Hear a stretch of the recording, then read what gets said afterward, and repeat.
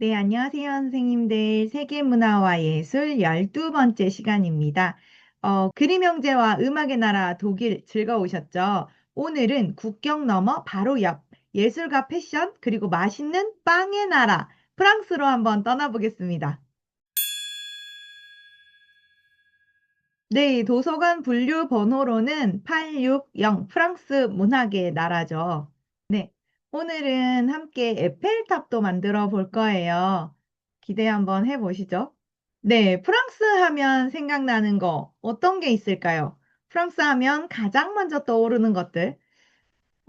에펠탑 있을 거고요. 또 루브르 박물관, 또 달팽이 요리, 또 맛있는 미식의 나라죠. 어, 또 바게트가 나올 수 있겠죠? 또 마카롱도 있고요.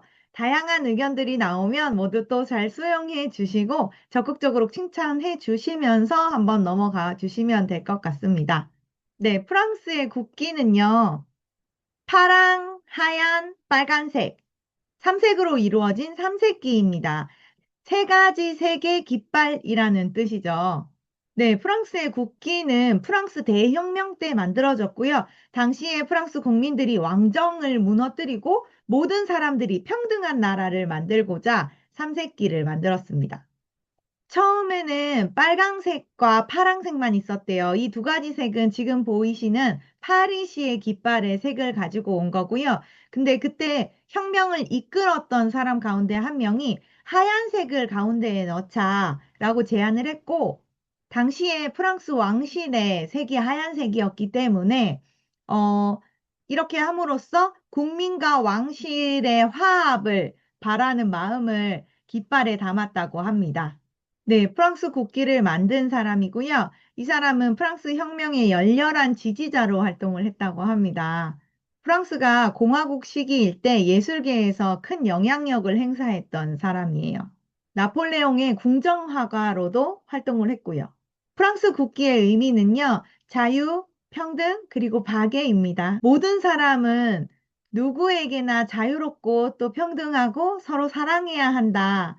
그런 프랑스의 정신이 담겨 있는 국기예요. 네. 프랑스 대혁명은 잘 아시다시피 프랑스 국민들이 불공평한 사회를 바꾸기 위해서 그래서 일으킨 혁명이죠. 당시 프랑스는 이제 왕과 귀족들이 모든 권력을 가지고 있었고요. 일반 국민들은 굉장히 힘든 삶을 살고 있었다. 그래서 지금 보이시는 요 바스티유 감옥을 습격했던 예, 그 사건이 지금도 프랑스의 국경일로 기념이 되고 있습니다.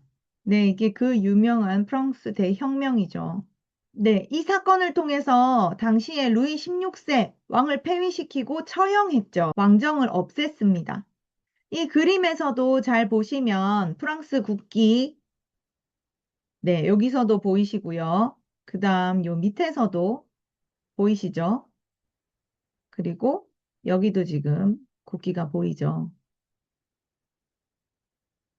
네, 프랑스 대혁명은 어려운 점도 많았지만 더 나은 세상을 만들기 위해서 또 노력했던 그 중요한 네, 사건이죠. 그래서 지금 우리가 누리는 이 많은 권리들이 이 혁명 덕분에 사실 생겨났다라고 말할 수가 있습니다.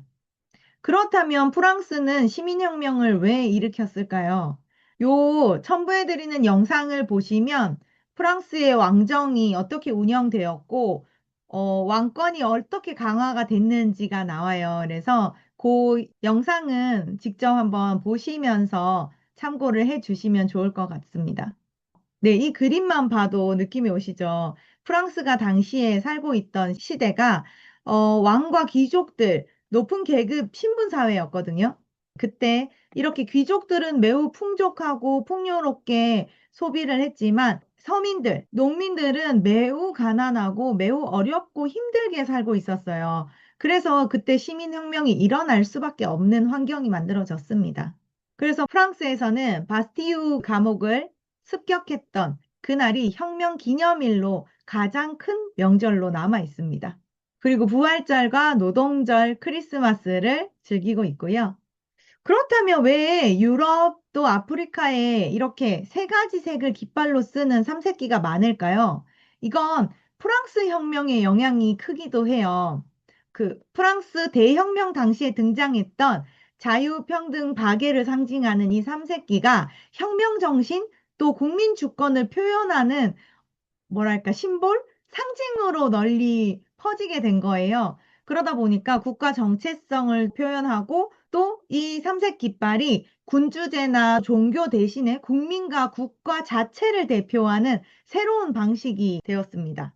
그리고 사실 우리 태극기 그려봐서 알겠지만 쉽지 않잖아요. 간단하지 않잖아요. 근데 이게 굉장히 제작에도 편리함을 가지고 있는 거예요. 그냥 단순히 세 가지 색의 구성으로 디자인과 제작이나 이런 거 특별히 신경 쓰지 않고 식별하기가 쉬웠다라는 점이 유럽과 아프리카의 삼색기가 널리 퍼진 이유 중에 하나입니다. 그리고 주변 국가에도 요 깃발들이 서로 영향을 줬어요. 네덜란드의 삼색기도 보시면 러시아와 또 룩셈부르크에도 영향을 주었거든요. 그래서 국가 간에 영향이 좀 있었다. 아프리카 같은 경우는 이제 범아프리카주의라고 해서 많은 아프리카의 국가들이 녹색, 황색, 적색, 에티오피아의 국기색이죠. 그걸 기반으로 범아프리카주의 색상을 좀 많이 채택한 경우도 빈번하고요. 또 독립과 또 자유의 상징이 된 거예요. 그래서 유럽 식민 지배에서 좀 벗어나서 나도 우리도 독립했고 자유를 원한다, 자유를 추구한다라는 그런 상징을 나타내기 위해서 그 색상들 삼색기가 많이 퍼졌습니다. 그래서 이 삼색기가 많은 이유는 단순한 뭐 우연이나 유행이 아니라 역사적 사건, 또 정치적 이념, 그리고 또 국가 간의 영향 관계가 좀 있어요. 그래서 그런 것들이 복합적으로 작용한 결과이다라고 생각하시면 됩니다. 그래서 이런 국가들이 연대를 좀 가지고 있기도 해요. 네, 저희 앞에서도 봤던 나폴레옹입니다. 나폴레옹은 프랑스 혁명 이후에 프랑스의 삼색기를 유럽 전역으로 좀 퍼뜨린 핵심 인물입니다. 이 나폴레옹의 군사적 영향력, 그런 걸로 인해서 유럽의 다른 국가들도 또 삼색기를 모방하게 되었습니다. 네, 여기 보시면 유럽의 많은 국가들이 삼색기를 사용하고 있죠. 네, 그렇습니다.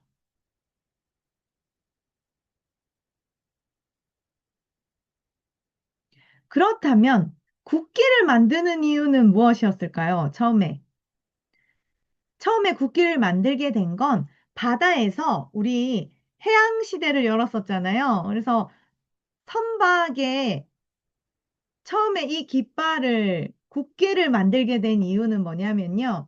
어, 멀리서도 배를 타고 우리가 바다에서 만났을 때 멀리서도 저 배가 어느 나라에서 왔는지 누구의 배인지를 구분할 수 있어야 하니까 그때부터 깃발이 나오기 시작했고요. 특히나 나폴레옹 시대에는 그 해상 무역 또 해군력이 매우 중요했던 시대였어요. 그래서 요 깃발, 국기가 등장하게 됩니다. 바다에서도 멀리서도 잘 보이게끔 되어 있죠. 네. 그런 디자인을 만들게 되었습니다. 그리고 전 세계적으로 청, 백, 적 이렇게 배열되면 프랑스라는 인식이 세계적으로 퍼져 있죠. 그렇죠? 그래서 프랑스는 정부에서도 이렇게 심볼을 사용하고 있습니다. 그리고 이제 유럽 지도에서 독일 옆에 있는 프랑스를 찾아보고요. 수도도 한번 찾아보는 활동 같이 하시면 됩니다. 네, 프랑스의 수도는 파리죠. 네, 프랑스의 국가, 마르세유의 노래고요.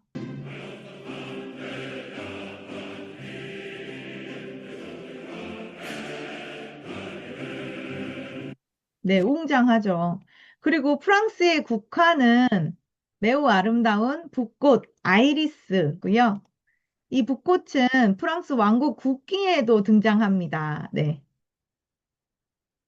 그리고 프랑스 하면 빼놓을 수 없는 거 바로 음식이죠. 혹시 이게 뭔지 아시나요? 영화에도 있죠. 라따뚜이. 섞은 음식이라는 소리예요. 그래서 그냥 채소만으로 만드는 건강한 요리. 그래서 보통은 지금 여기 사진에서처럼 뭐 가지, 토마토, 호박 이런 것들을 많이 넣어가지고 집에서 즐기는 프랑스 가정식입니다. 이렇게 라따뚜이 영화도 보여주시면 좋아요. Ratatouille. It's a peasant dish. Are you sure you want to serve this? 네, 이렇게 학생들이랑 같이 라따뚜이를 좀 보시면서 얘기 나눠보셔도 좋습니다. 그래서 학생들 눈높이에 맞게끔 음식을 좀 소개해 주셔도 좋습니다. 그리고 여기서 좀 더 소개를 해드리자면 프랑스에는 간식 문화가 있어요. 그래서 저희도 학교 끝나고 간식 먹잖아요. 프랑스 친구들도 학교가 끝나면 르그떼라고 해서 특별한 간식 타임을 가져요. 예, 간식 시간이 따로 있어요. 그래서 주로 바게트 빵 사이에 뭐 초콜릿 같은 걸 좀 끼워서 먹거나 혹은 크레페 같은 거, 우리 달달한 음식 이런 걸 먹으면서 친구들과 얘기하고 논다고 합니다. 우리 친구들은 학교 끝나고 간식 어떤 거 먹는지 같이 좀 얘기 나눠줘도 좋고요. 그렇게 하면 우리랑 비슷한, 우리도 지금 그렇잖아요. 저희도 지금 여기 보이는 바게트, 크루아상, 저희 프랑스 사람만큼이나 먹는 것 같아요. 그쵸? 그래서 이것도 저희도 빵 하루에 한 번씩은 먹잖아요. 그런 것처럼 학생들도 아마 빵을 많이 먹을 텐데, 아, 그리고 지금 여기 보이는 이 바게트 빵은 프랑스 사람들한테서는, 프랑스 사람들에게 바게트는 우리 이름도 파리바게트라는 업체가 있잖아요. 그것처럼 프랑스 사람들한테는 그냥 빵이 아니고 뭐 프랑스를 대표하는 어떤 우리로 치면 뭐 비빔밥 이 정도가 되는 거겠죠. 예. 그래서 단순한 빵이라고 보긴 좀 어렵고 그 그 자체라서 2022년에 유네스코에서 무형 문화유산? 네, 이걸로 또 등재가 됐다고 합니다. 대단하죠. 네. 빵사랑. 그리고 푸아그라라고 해서 프랑스 말로 지방간이라는 뜻인데, 네. 거위나 오리의 간을 이용해서 만드는 요리예요. 푸아그라. 제가 학생들한테 이게 지금 뭐일 것 같아? 이렇게 물어봤는데, 닭고기요. 막 이렇게 얘기하더라고요. 그래서, 닭고기는 아니고, 거위야, 오리의 고기인데, 어디일까? 이랬더니 못 맞추더라고요. 그래서 간이다라고 얘기를 해줬어요. 깜짝 놀라더라고요. 전 세계에서 생산되는 푸아그라의 한 80% 정도는 전부 다, 네, 프랑스에서. 그리고 요새는 보통 다 오리의 간을 사용한다고 하더라고요. 그리고 옆에 이 크림 비렐레라는 것도 아시나요? 네, 요거는 그 밑에는 크림이 있고요. 위에 설탕을 네, 코팅해서 불로 쬐서 여기를 깨먹는 네, 그런 디저트죠. 먹고 싶네요. 배가 고프네요. 자, 그렇다면 선생님들 이거는 뭘까요?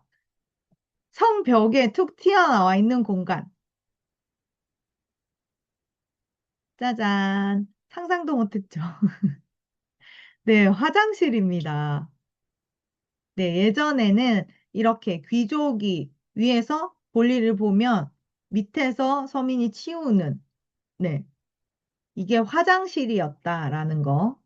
네, 그리고 여기 보이시는 하이힐, 망토, 향수에 대해서 좀 얘기를 드리자면, 하이힐, 굽이 높은 구두, 누가 신는 신발이었을까요? 보통 이제 학생들은 물어보면 엄마예요, 뭐 여자예요, 이렇게 대답하거든요. 그때 이제 비밀을 짜잔 하고 알려주는 거죠. 사실 하이힐은 아주 오래전에 프랑스에서 남자, 특히 아주 힘이 강했던 왕과 귀족들이 먼저 신기 시작했었다. 여기 사진에 보이는 이분처럼. 네. 이분은 프랑스 역사에서 가장 유명한 태양왕 루이 14세입니다. 그래서 왕은 자신의 권위를 좀 막 또 뽐내고 또 키가 더 커 보이게 하기 위해서 굽이 높은 구두를 신었어요. 그리고 나처럼 높은 사람만 이 구두를 신을 수 있다 해서 그 구두에 굽을 빨강색으로 칠해서 신었다고 해요. 이 빨간 굽 하일이 오늘날 우리가 보는 화려한 그 하일의 시작이 되었습니다. 그리고 망토 같은 경우도 마찬가지예요. 망토하면 우리 뭐 슈퍼맨이나 배트맨, 엘사 뭐 이런 캐릭터들이 떠오를 텐데요. 어, 옛날에 프랑스에서도 왕이나 귀족들이 자신의 신분을 나타내기 위해서 이렇게 길고, 지금 보시면 엄청 길죠. 땅에 막 끌릴 만큼 긴 이런 화려한 망토를 입었다. 그래서 나는 이렇게 특별한 사람이야. 나 이렇게 높은 사람이야 하고 보여주는 네, 패션 아이템. 이때부터 네, 이런 것들이 등장했습니다. 그리고 여기 위에 보시면 향수. 네, 프랑스는 가장 향기로운 나라로도 또 유명해요. 프랑스 남쪽에는 그라스라는 뭐 동화 같은 마을이 있는데 거기 보면 라벤더, 그다음에 장미 이런 향기로운 꽃들이 엄청 많아서 향기의 수도라고 불리고 있고요. 전 세계 거의 모든 유명한 향수들이 바로 프랑스에서 태어났다고 합니다. 근데 처음 향수가 유행하게 된 데는 또 재미있는 비밀이 숨어 있어요. 네, 프랑스가 아주 예전에는 오물이나 이런 것들이 길에 막 많았었다고 해요. 그래서 귀족들이나 왕 같은 경우는 몸에서 나는 그런 나쁜 냄새를 숨기기 위해서 꽃으로 만든 향수를 뿌리기 시작했고, 그게 바로 지금 우리가 쓰는 향수의 시작이었습니다. 이렇게 당시에 위생적인 문제들이 많았어서 질병이나 이런 게 많이 발생을 했었습니다. 그래서 그 이후에 프랑스 파리는 수도, 상수도와 하수도를 모두 다 싹 개발하게 돼요. 그러면서 현재의 모습을 갖추게 되었습니다. 네. 이제 그림책을 통해서 파리 시내를 직접 여행해 볼 시간입니다. 아델과 사이먼이라는 그림책이고요. 여기 보이는 누나, 아델과 또 남동생 사이먼이 학교를 마치고 집으로 가는 길에 펼쳐지는 이야기예요. 사이먼이 다니면서 목도리, 모자, 장갑 지금 들고 있는 물건들을 계속 잃어버려요. 근데 그 잃어버린 물건들을 우리가 학생들과 함께 찾아보면서 네, 재미있는 활동들을 할 수가 있어요. 그래서 요거는 책을 들고 가시는 것도 좋지만 큰 화면이 있으면 띄워놓고 수업하시면 훨씬 좋을 것 같아요. 네, 요 지금 뭘 잃어버릴까요? 누나, 내 고양이 그림 못 봤어? 이렇게 하면 이제 고양이 그림을 찾아보는 거예요. 학생들과 눈을 크게 뜨고 네, 찾아보시면 됩니다.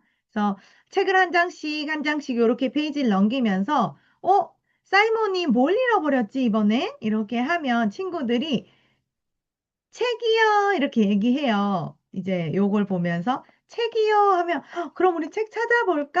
하면서 이제 책을 찾아보는 거죠. 그래서 적극적으로 이걸 찾아보면서 자연스럽게 이렇게 루브르 박물관도 보는 거고요. 그 뒤에 공원도 지나면서 파리의 아름다운 명소들을 구석구석 여행을 같이 하게 되는 겁니다.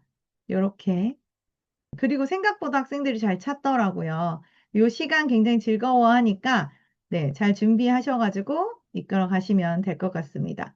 그리고 같은 책인데 아델과 사이먼이 아닌 아델과 시몽이라는 이름으로 나온 책도 있어요. 그러니까 내용은 같아요. 네, 이렇게 해서 프랑스 곳곳을 여행하게 됩니다. 그러면 이제 파리 여행의 마지막 코스이자 오늘의 하이라이트, 파리의 상징 에펠탑을 3D 입체 퍼즐로 만들어 보는 시간이고요. 만들기 시작하기 전에 에펠탑에 대한 또 재미있는 이야기 하나를 들려주시면 집중도가 확 올라갈 거예요. 에펠탑은 아까 전에 봤던 파리에서 열린 세계 박람회를 기념하기 위해서 만들어졌는데 원래 박람회가 끝나면 다 철거를 할 예정이었어요.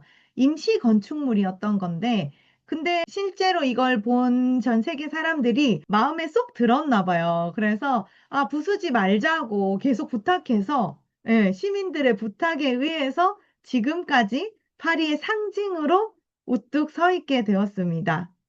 그래서 친구들과 에펠탑을 만드는 거는 어렵지 않으실 테고요. 요걸 이제 다 만들고 나서 다 같이 모아서 사진도 찍으시고 또 칭찬도 해주시면서 어려운 점 있었는지, 그다음 오늘 배웠던 것 중에 가장 기억에 남는 건 뭔지 이렇게 얘기를 나눠주시면 됩니다. 친구들이 만든 에펠탑들을 쫙 보면서, 우리 친구들이 만든 에펠탑 덕분에 교실이 작은 파리가 된 것 같다라고 칭찬해 주시면서 네, 마무리하시면 됩니다. 활동한 거 다 정리하고 그 다음에 다음 시간에는 프랑스의 예술에 대해서 배워볼 거다.